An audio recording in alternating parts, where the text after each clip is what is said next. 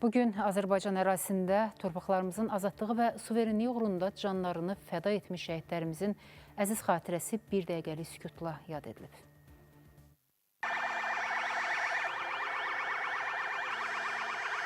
Beş il əvvəl Vətən müharibəsində qəhrəmancasına döyüşən ölkəmizin ərazi bütövlüyü uğrunda canlarını fəda edən şəhidlərimizin xatirəsi bir dəqiqəlik sükutla yad edilir. Biz hazırda Azneft meydanındayıq. Burada da onların əziz xatirəsinə ehtiram əlaməti olaraq nəqliyyatın və piyadaların hərəkəti dayandırılıb.